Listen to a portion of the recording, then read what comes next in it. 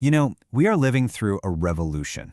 It's happening right now in our homes, in our hospitals, in our offices. It's called artificial intelligence, and it's forcing us all to ask a really big question. Have we created our greatest ally or our most dangerous foe? Let's break it down. I mean, this quote just nails it, doesn't it? The stakes could not be higher. This isn't science fiction anymore, not by a long shot. AI is here, and it's changing our world in ways that are absolutely breathtaking and, for a lot of people, pretty terrifying.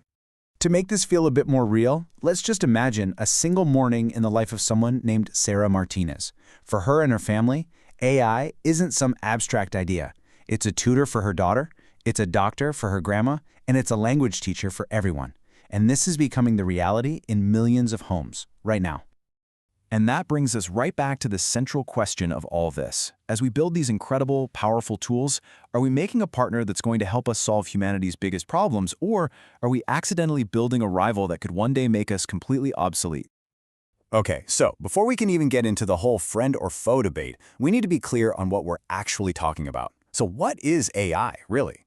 The best way to think about it is like a kind of digital apprentice. So here's the most important part to get. AI learns. It's not like your old software that just blindly follows code someone wrote. No, AI systems look at enormous amounts of data, they find patterns, and they make their own decisions. Kind of like a human apprentice. They watch, they learn, they get better. The only difference is they do it millions of times faster. Now, not all AI is created equal.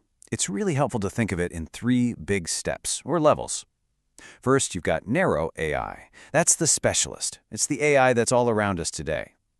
Then you have the big dream for a lot of researchers, general AI, which would be much more human-like. And finally, there's the really out there, theoretical idea of superintelligence, an intellect that would be way beyond anything we can comprehend. And this slide really hits on the key difference.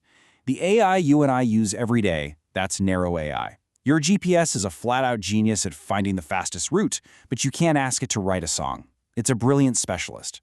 The holy grail is general AI, or AGI. That would be one single intelligence that can understand context, that can reason, and that could learn pretty much anything a human can. And that's the technology that has both all the promise and all the risk. So, let's start with the good stuff. The really, really good stuff.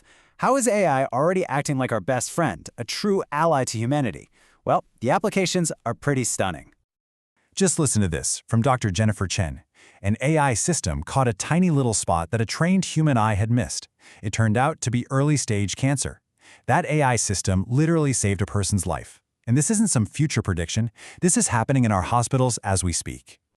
Now look at this number, 98.7% accuracy. Think about that. AI isn't just giving doctors a second opinion. In specific tasks like this, it's performing at a level that is, frankly, superhuman. And beyond just saving lives, AI is changing them. Take Maya Chen's story.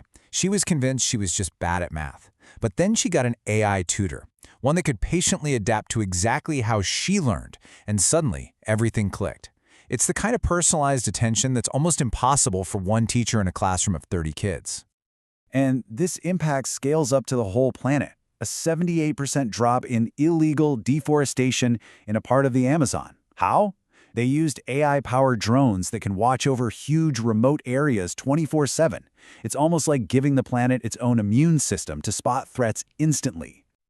But for every incredible story of a life saved, there's this growing fear about livelihoods being lost. We have to look at the other side of this coin, the case for AI as a foe. This is what some are calling the Great Displacement. This quote from David Martinez is just chilling. He did everything right, went to a great school, built a successful career, and he still got replaced by an algorithm. This just shatters that old idea that automation is only a threat to manual labor jobs. Now it's the knowledge workers who are on the front lines. The big takeaway here is that the jobs that might be safest are the ones that need deep human creativity and real emotional intelligence, skills that, for now, machines just don't have. And the scale of this disruption, it's just staggering. 300 million jobs. Let that sink in. This isn't a small market correction.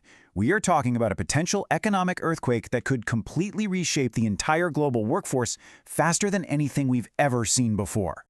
And what's really important to understand is that this earthquake isn't gonna affect everyone equally. Not at all. As you can see from this chart, millions more women than men are in jobs that are at high risk. Why?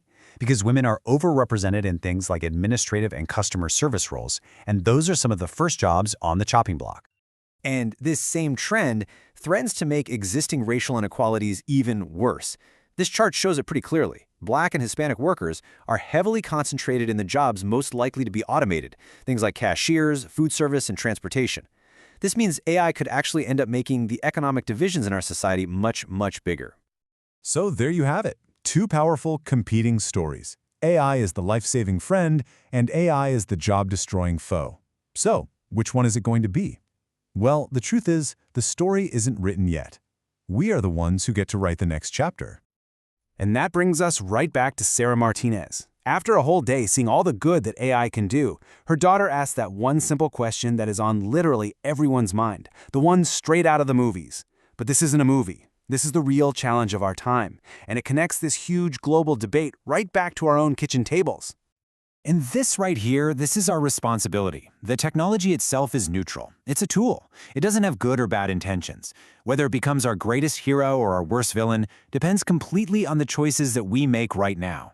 That little girl and an entire generation are going to inherit the future that we create. So the question we have to ask ourselves is, what kind of future are we going to build for them?